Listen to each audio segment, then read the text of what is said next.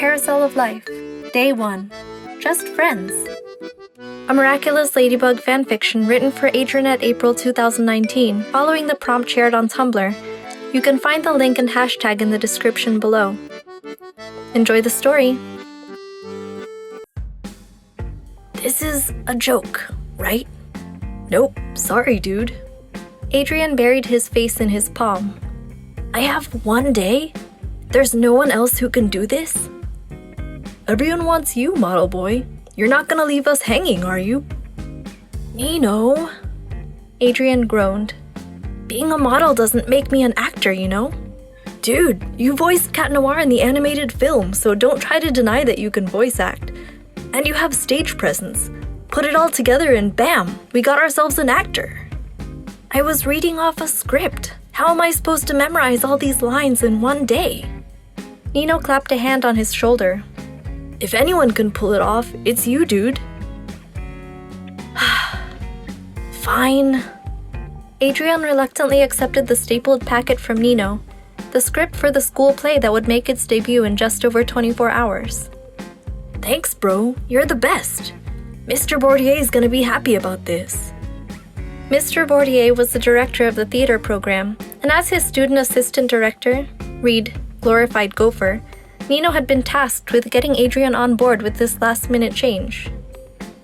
Seriously though, one day? Hey, not my fault both leads got sick and lost their voices last minute. Adrien flipped through the packet, feeling stressed out, but he'd feel guilty to reject only to heap this trouble on some other unfortunate soul. Don't worry, dude, it's not actually that many lines. And Marinette's the understudy for the female lead. Why don't you ask her for help? Nino gave him a wolfish grin. They didn't cast an understudy for the male lead? Adrien grumbled. He usually prided himself on doing things right and well, especially when it came to presenting himself to the public. And if he ended up making a fool of himself on stage, it would only give his father ammunition to take him out of public school. Well, Marinette was a special case actually, Nino explained. When she auditioned, she was hoping to make it into the ensemble so she'd still have time to do costumes. But she did amazing and landed the lead role. She rejected, of course. She really wanted to do costumes. You know how Marinette is about fashion. But Mr. Bourdier managed to convince her to understudy at least. Oh, Adrien said, feeling a little guilty that he hadn't known about Marinette's involvement with the play. But his busy schedule meant he was often left out of the loop. Anyway, the point is, she knows what the director wants and all the stage directions. She can fill you in before the final dress rehearsal tomorrow. Adrien cringed at the reminder that his first rehearsal would be the final one. Talk about bad luck. Well, my dude, good luck, Nino said ironically, with a two-fingered salute and a wink. The third act's gonna be interesting. He chuckled and left Adrien in the courtyard, blinking at the thick packet in his hand. There was a solid half hour before afternoon classes resumed. Adrien sank into a bench and started to read through the script. Thankfully, Nino was right. The main bulk of the acts consisted of musical numbers, and there was a sizable cast with a variety of scenes, so he didn't have that many spoken lines. He'd just have to do some acting, while the dances were carried out in the background. His head was spinning. He'd probably have to do a lot of improv, because there was no way he'd be able to memorize the lines and the blocking by tomorrow night. He groaned.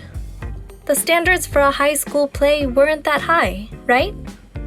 When he got to the third act, he understood Nino's sly expression when he had mentioned Marinette.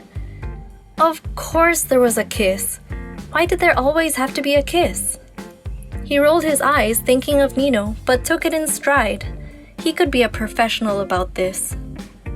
Heaving a sigh, he set the script aside and pulled out his phone. Thankfully, he didn't have any lessons or modeling gigs between now and opening night. He could already see his immediate future. Little to no sleep, a grueling school day, and more coffee than a 15-year-old should be drinking. He just hoped there wouldn't be an Akuma to top it all off.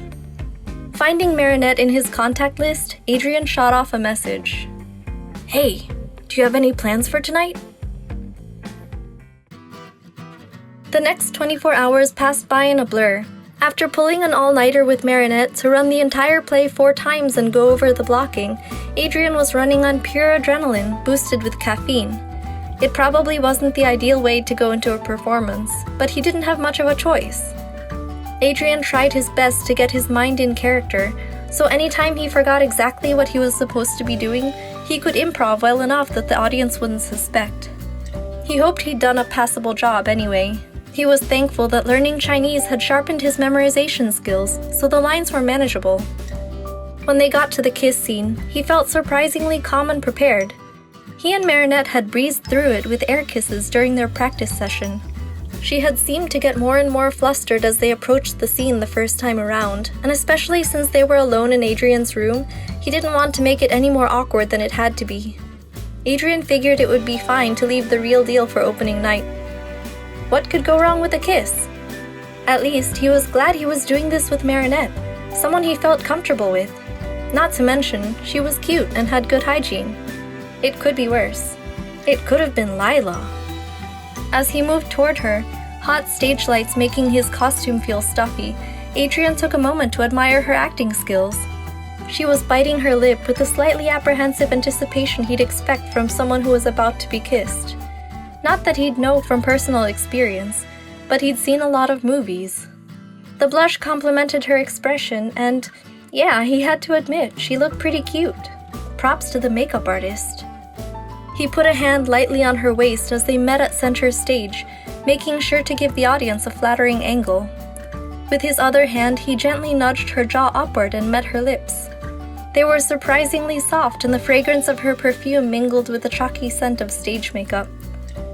It was the dramatic ending scene, where the 2 characters who had been separated by trials were finally reunited and declared their love for one another. A chaste little peck wouldn't fit the mood. They'd have to hold it a little longer. He thought about Ladybug to conjure up some passion to put into his acting. The picture Alya had posted on the Lady blog flashed into his mind. If only he could remember that happening.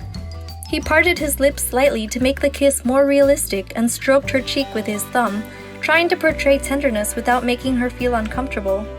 It was a delicate line. The skin of her cheek felt warm. She probably felt as overheated as he did. Because of the stage lights, of course. The unexpected feeling of her fingers in his hair sent a shiver down his spine, and as they pulled away, faces mere inches apart, he accidentally caught her eyes. Bluebell irises, bright and deep, glimmering as they caught the stage lights and looking up at him in wonder. His heart jolted. Adrien caught his breath, reminding himself he was on stage, and fumbled the next line, which, thankfully, was in character. But, whoa, why did he have that reaction? This was just an act. Maybe he'd taken thinking about Ladybug too far and projected her onto Marinette. Maybe her blue eyes had reminded him of Ladybug. But it didn't mean anything. He and Marinette were just friends after all. There was no reason for her to get that kind of reaction out of him. But that look she'd given him, Adrien had to hand it to Marinette. The emotion in her eyes looked so genuine. Then again, he shouldn't be surprised. She continued to impress him with all her hidden talents. He made a mental note to give her a big congratulations later, maybe even with flowers. She'd done a stellar job handling the pressure, not to mention all the effort she'd put into helping Adrien get up to speed. Yep, he'd better throw in some chocolates with those flowers. She deserved them. All in all, they'd made a pretty great duo, and judging by the standing ovation, the audience agreed. Later, lying in bed after a shower, the 40 consecutive hours of being awake hit Adrien like a pile of bricks. His brain went into dream state before his body had even properly fallen asleep. He felt the ghost of soft lips on his own, and the sensation that he was falling made him jerk awake, grasping at the air for something to hold on to. Bluebell irises flashed in his mind, the last thing he'd seen before falling. He smacked his forehead with his hand, rolling over onto his side. "She's just a friend," he muttered to himself. For some reason, he couldn't get that kiss out of his head. It was surely a result of sleep deprivation, or maybe he'd been pining after Ladybug for too long, and it was driving him crazy.